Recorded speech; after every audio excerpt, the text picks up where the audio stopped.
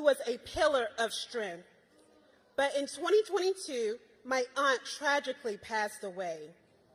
So my mom stepped up. Even as she was grieving her sister, she took on the role of caring for her mother. Care doesn't wait for you to finish grieving. Witnessing my mom's dedication and selflessness was inspiring. Now, we all have someone in our lives who inspires us with their dedication. But I want us to pause for a moment, because in my story, that person is my mom. But in someone else's story, that's you. Yes, so point to yourself, because you are all someone's hero. Care is fundamental aspect of our humanity. That's why we are here today, to make the care we all need a reality and not a dream. Come on, friends, it is my great honor to introduce to you today our Care Champion-in-Chief. He brought the care agenda to the forefront of our nation's economic agenda. He honors the essential work of care workers like myself, and he is ready to fight alongside us for the care we need and deserve in our country. Ladies and gentlemen, please help me welcome President Joe Biden.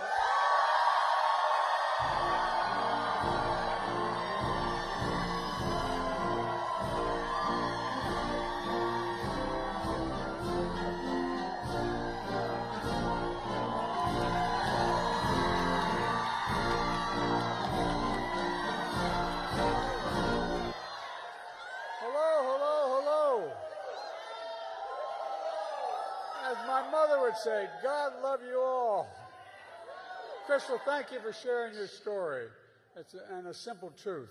Folks, you know, there's no better place for me to... Last year at this day, I declared Caregiver and Caregivers Month.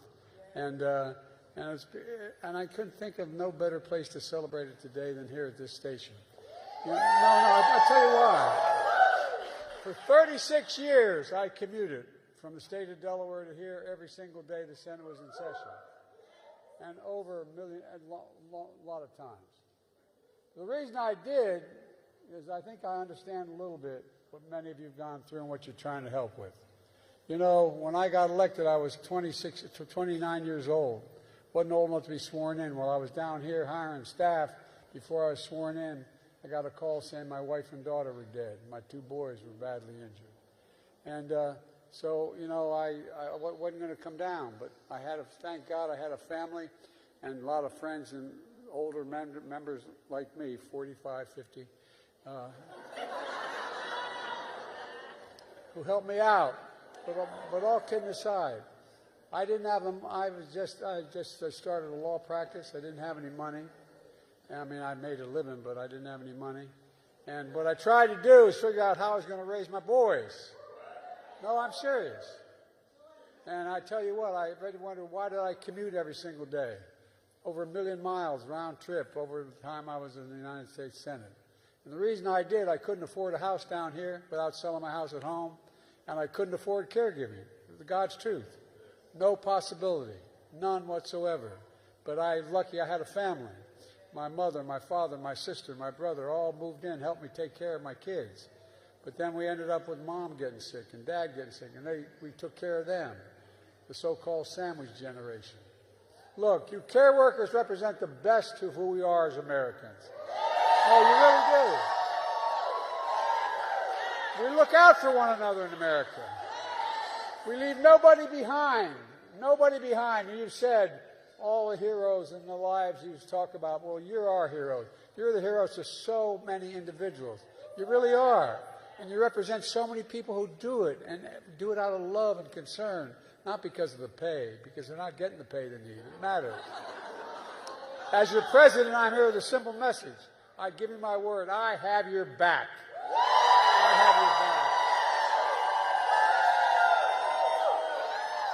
I also want to thank the family of Audie Barkin, whose widow Rachel and her son here, Carl, are here just backstage. Just met with them. Their family embodies why care matters. It's critical to the dignity of care, the dignity of all caregivers and workers. My dad used to say a job, Joey, I've given my word as a trade, a job's about a lot more than a paycheck. It's about your dignity. It's about respect. No, it really is. It's about being able to look your kid in the eye and say, honey, it's going to be okay.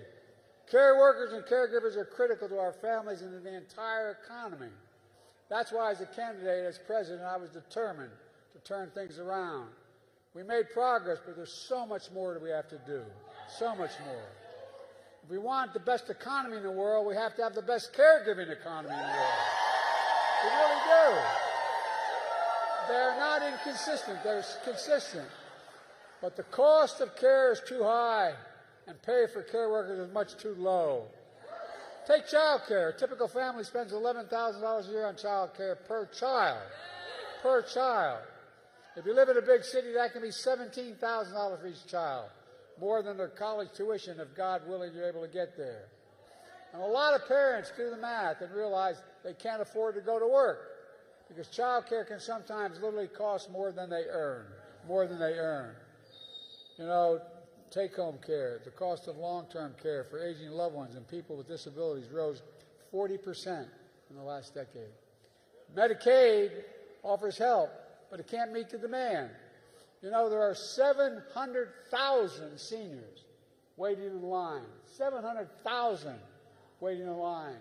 And people with disabilities are stuck in Medicaid home care waiting lists for as long as 10 years if they survive to be qualified. It's amazing. Think about it. Family members like ours and yours often spend their own retirement savings to pay for the care of the loved ones. Others leave their jobs to care for them. And millions are part of the so-called sandwich generation, taking care of both your kids and your aging parents at the same time. At least that's been the experience of the Biden family. It's overwhelming. Take paid leave. We're the only advanced economy in the world not to guarantee paid leave. We're going to change that.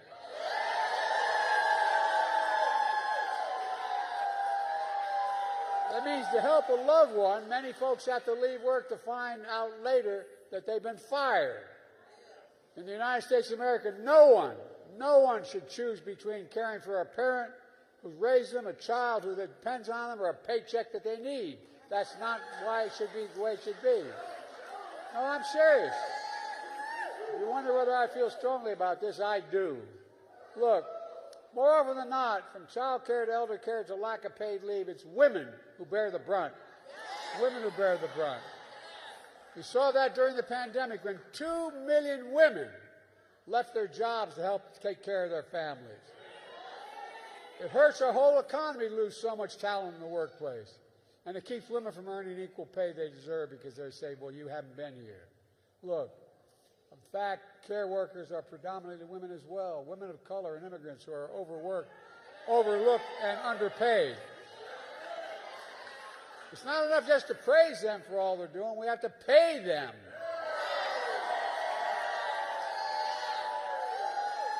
To invest in our care economy, as soon as I came to office, I signed the American Rescue Plan. Not a single Republican voted for it, I might add, not one. It made our nation's biggest investment in child care ever. For example, it kept 225,000 child care working centers open, giving parents an opportunity to get back to work. Well, I tell you what, you want to come make a speech or shush up, okay? I'm not messing around with him. He looks like he could take me. Ask me. Look, it expanded the child care tax credit, cutting child poverty in America in half. That's what it did. It cut it in half. Overall, my administration increased funding for nearly 50%, by 50% for child care. And in the coming weeks, we plan to release new rules to strengthen staffing standards in nursing homes, to get home care workers a bigger share of Medicaid payments. But that's not going to be enough. I want to do more, and we can do more. My budget for next year makes key commitments to children, seniors, and people with disabilities, and to caregivers who look after their loved ones. First, for working families with small children, we're going to guarantee affordable quality child care. Most families, from our plan, most families will pay less than $10 a day per child, saving millions of folks as much as $7,000 a year. That's a lot of breathing room for young families who need it badly. We'll also restore the expanded child care tax credit, lifting millions of children out of poverty. And by the way, this helps the economy. It doesn't hurt it helps the economy. You know, our Republican friends let that expire. Well, we got to expire a couple of them politically in order to get this passed. Together, we're going to bring it back. Second, seniors and people with disabilities, we're going to expand Medicaid home care services and reduce that 700,000 person backlog. That'll mean more folks can live and work in their own communities with dignity and independence. More home care workers will start getting the better pay and benefits and dignity they deserve.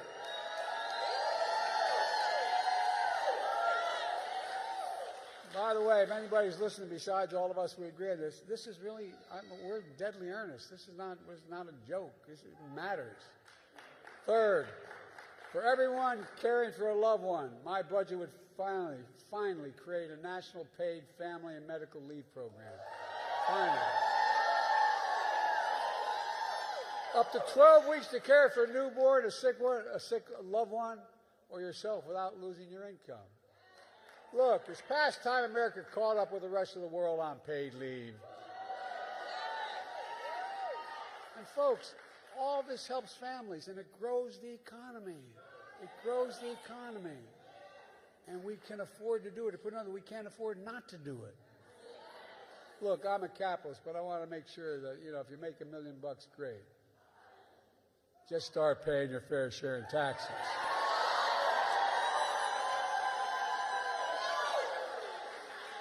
But let me ask you, does anyone here think this tax code is fair? Raise your hand. I don't either. The last administration enacted a $2 trillion tax cut, overwhelmingly benefiting the very wealthy and the biggest corporations, and exploded the federal deficit more than any other president has. We've cut the deficit, by the way. It added more to the national debt than any presidential term in history, and it's due to expire next year.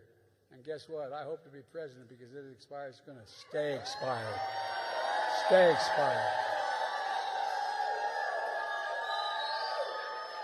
Our administration has already cut the deficit by $1 trillion. I'm going to cut it even more this decade by making big corporations and the very wealthy begin to pay their fair share.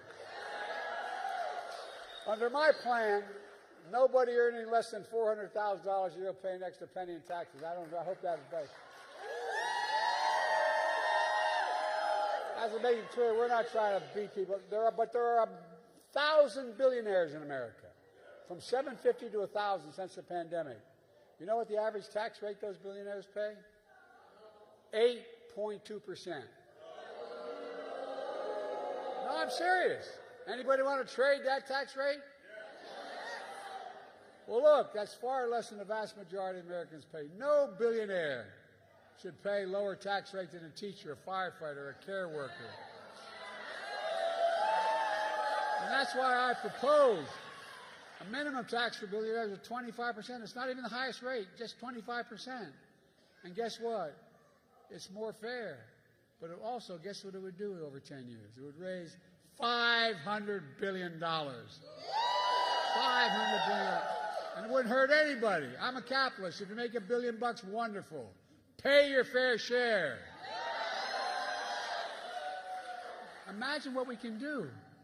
Imagine what we can do for America. Look, folks, imagine a future with affordable child care, home care, elder care, paid leave. But folks, our Republican friends have a different vision. Republicans in the House of Representatives, and by the way, Rosa DeLauro, she was here, I was told, she's a hell of a champion for all that. They just released their budget, the Republicans, that cuts caregiving programs by a third. The ones that exist, cuts them by a third. For example, it would mean 260,000 fewer kids in child care. My predecessor and his MAGA friends want to, I love the phrase, the language they use, they want to terminate the Affordable Care Act. Terminate. Well, guess what? Killing millions of Americans, take them off of health care insurance, is stripping others of services like home care. Folks, by the way, you know how many times they've tried to take out Obamacare and Affordable Health Care Act? 49 times they've tried. They can keep trying, but they're not going to get it done. And look, when it comes to Social Security and Medicare, my predecessor recently said, quote, there's a lot you can do in terms of cutting. God love him. Right on cue, House Republicans released their budget that would raise the retirement age of Social Security, the budget they submitted for next year, and slash Medicare while they cut taxes for the very wealthy again. I got a better idea. I'll protect Social Security and Medicare and make the very wealthy pay their fair share to make it work.